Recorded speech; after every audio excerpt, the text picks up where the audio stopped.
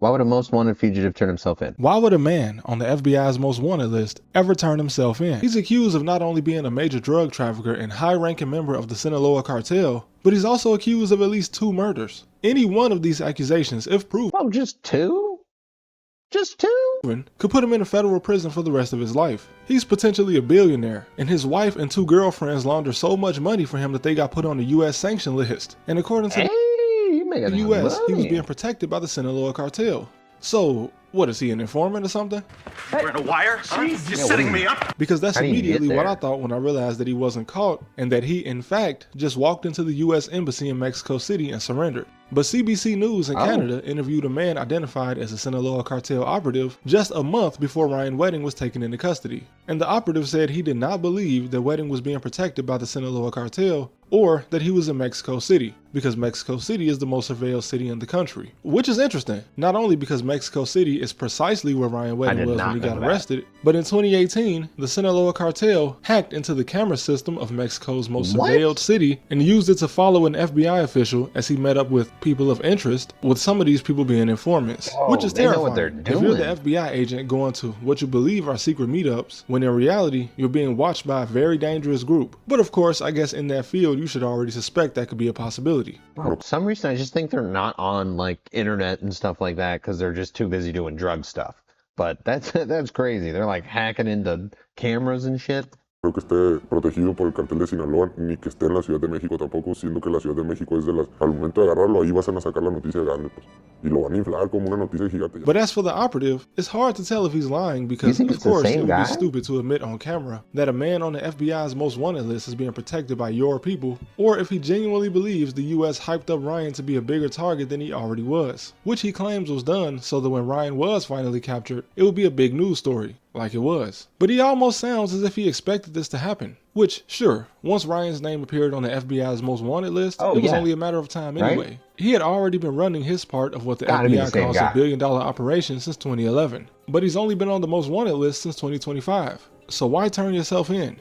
Did he just give up? Or did he believe he would be able to make a deal? And What if are so, those what kind of shoes, deal? brother? What Did he are- just what give is up? that? Or did he believe Why are they like got a swooper on it? What is that? he would be able to make a deal? And if so, what kind of deal? The FBI likely that wants faster? information and names that would surely mark him for death if he ever did get out of prison. Maybe he could give up some names. Because while the FBI calls him a high-ranking member of the Sinaloa cartel, the Sinaloa is not the same as it was when Ryan first came to Mexico. It's very well known that the cartel actually split into 2 rival factions that are at war with each other. If Wedding did manage to ally himself with one side after the split, that would mean he has information on both sides of the conflict. So in theory, he could give up information on the rival faction without throwing his allies under the bus. Because if he did pick a side, the other guys would want to kill him anyway. But even Too complicated, bro. I'm just getting a job. Too complicated. I'm not gonna do all that. I'm sorry. I thought we were just slinging things. I'm not gonna. so, would that be worth turning yourself in when the FBI is clearly going to parade you like a cartel leader? Primarily because in January 2025, the FBI accuses Ryan, along with other men, of killing a federal witness in Medellin, Colombia. And this witness has been identified as Jonathan Acevedo Garcia. And Jonathan was only able to become a College Andrew acted as Wedding's top lieutenant. cooperating witness because he was part of Ryan's operation. Because according to the FBI, after being grown in Colombia, the product would be sent to Mexico City, then Sinaloa, and LA before finally making it to Canada and Toronto and then Montreal, which is where Jonathan operated. And his murder wasn't just a case of cartel brutality. This murder was allegedly committed on the advice of a Toronto lawyer, who literally goes by the name Cocaine Lawyer on social media. Oh, no Now, way. corrupt or not, this is a man with a law degree that allegedly told Wedding the case would be dismissed if he killed a witness. And according to LA Mag, an associate of Wedding reached out to the Dirty News, Why would which you is a say that to Canadian her? blog centered on organized crime in Canada. And this associate allegedly sent the blog a picture of Jonathan with a $10,000 payment to have the blog post Jonathan's picture and call him a snitch, while also agreeing to keep Ryan Wedding's face off the website. And Bro, I wouldn't even be making a video about this. I feel like that's just touching too much. Like, I wouldn't even be touching this. Dirty News was a trusted source that provided deep insight into organized crime all over Canada, and I've even used them as a source on certain information in my Asian Gangs of Canada video. But the last time I visited the blog, I was met with this message, saying that it had been seized by law enforcement, which I didn't understand at first, but it says the blog was taken down as part of Operation Slalom. Which makes sense, as that is the name of the sport Ryan Wedding competed in for the 2002 Winter Olympics. But if the cocaine lawyer did advise Ryan to get Bro, rid of he's an Olympics athlete as well? What the fuck? How? a witness and suggest the case would be dismissed if he did so, could that be the reason he turned himself in? Because if this is true, then the lawyer must have believed the FBI had a weak case, even though Jonathan has supposedly been in contact with the FBI for around a year before his death.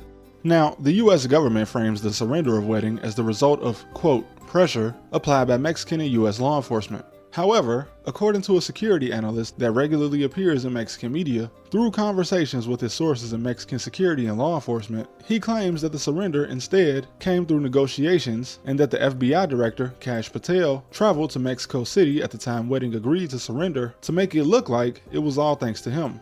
Which apparently isn't true, at least according to the analyst, CBC News in Canada, and even ABC News in the US seem to be aware of this. And all of this would kind of coincide with the Sinaloa cartel operative insisting that Ryan Wedding's capture would be more of a show than something actually meaningful. It also doesn't help the narrative pushed by some. There's like 4 levels of corruption here already. That's so annoying. There's nothing you can even do about it. Including a former FBI agent, that Patel is kind of bad at his job. And this whole situation kind of reminds me of an American man who, like Wedding, is a foreigner that held a position in a Mexican cartel. And he's known as La Barbie, which is due to his blue eyes. And in the 2 years this guy's in a cartel?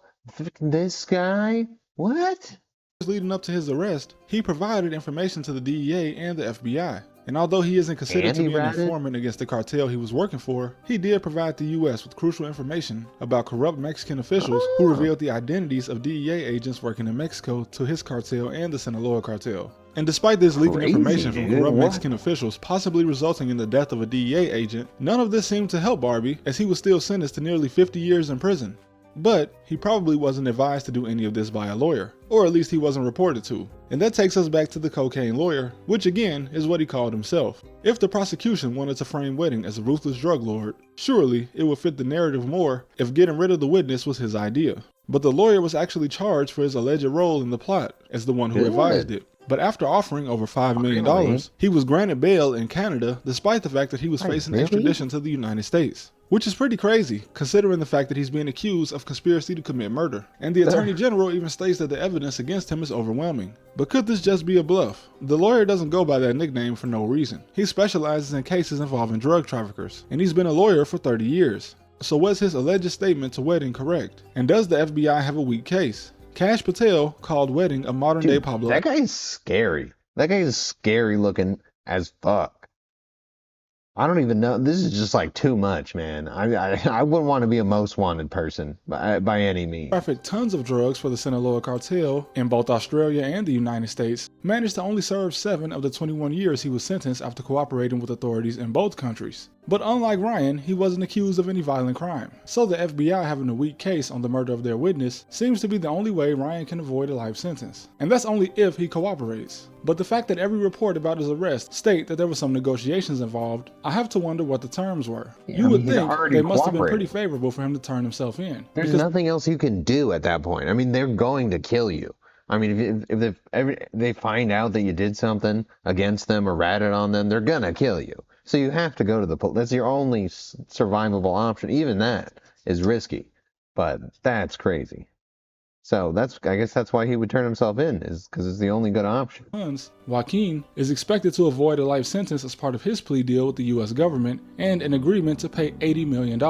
But this case will either play out really fast or really slow. And either way it ends, I'm sure questions will still remain. But thank you guys for watching as always. Remember to never stop asking questions.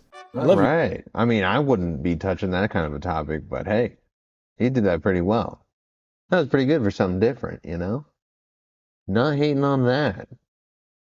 All right, and then I skipped this one the last time. We're going to do this one this time.